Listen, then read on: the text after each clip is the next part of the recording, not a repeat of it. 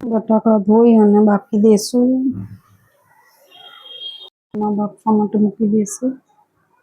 જય માતાજી મિત્રો, જય શ્રી કૃષ્ણ. હું આજે બનાવું છું દાબેલી મિત્રો. તમે વિડીયોમાં બન્યા રહેજો. હવે ચટણી બનાવી દેશું કોથમીરની, મરચાં અને કોથમીર વાટી દેશું મિક્સરમાં. ધોઈ નાખી છે મેં, વાટી દીધી છે. જો મિત્રો ચટણી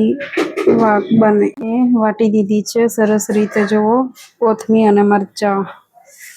હવે હું દાબેલીનો મસાલો કરી દઈશ. તમે વિડીયોમાં બન્યા રહો. આવી રીતે બટાકા બાફી અને પછી આવી રીતે ભાગી નાખવાના. ભાગીને પછી મસાલો કરી દઈશું. આવી રીતે મસાલો નાખી દઈશું અને પછી મિક્સ કરી લેશું સારી રીતે. તો મસાલો મેં નાખી દીધો છે ને હવે સરસ રીતે મિક્સ કરી લઉં. મિક્સ કરી દીધો છે મિત્રો. અને આ ડુંગળી પણ સમારી લીધી છે. અને હવે પાઉં ભરશું, દાબેલીના પાઉં. આ મસાલો મિક્સ સરસ રીતે કરી લીધો છે દાબેલીનો. ને આ ડુંગળી સમારી લીધી છે. હવે દાબેલી ભરશું, પછી શીખી લેશું તો તમને બતાવશું. તમે વિડીયોમાં બન્યા રહો મિત્રો. લીલી ચટણી લગાવી દીધી છે ને આ દાબેલીનો માવો તૈયાર કરી દીધો તો એ ભરું છું. તો સરસ રીતે ભરી લેશું. લીલી ચટણી અને ગળી ચટણી બે લગાવી દીધી છે. આવી રીતે સરસ રીતે મસાલો ભરી લેવાનો.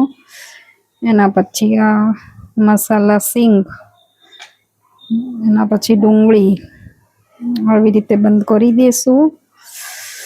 અને એના પછી ગરમ કરશું. તો અંદર થોડું તેલ લગાવશું. તો આવી રીતે તેલ લગાવી દઈશું. એના પછી એક બાજુ શેકાઈ જાય એના પછી આવી રીતે ફેરવી લેશું. ચટણી, આ તીખી ચટણી ના દાબેલી અમારી બનીને તૈયાર થઈ ગઈ છે. હવે કટિંગ કરી અને ખાશું. તમારે પણ જમવું હોય તો ચલો મિત્રો. ને અહીંયા વિડીયો પૂરો થાય છે. વિડીયો ગમે તો લાઈક, શેર અને સબસ્ક્રાઈબ કરજો. અમે તો આવી રીતે દાબેલી બનાવીએ છીએ. તમે કેવી રીતે બનાવો છો કોમેન્ટમાં જણાવજો મિત્રો. બાય.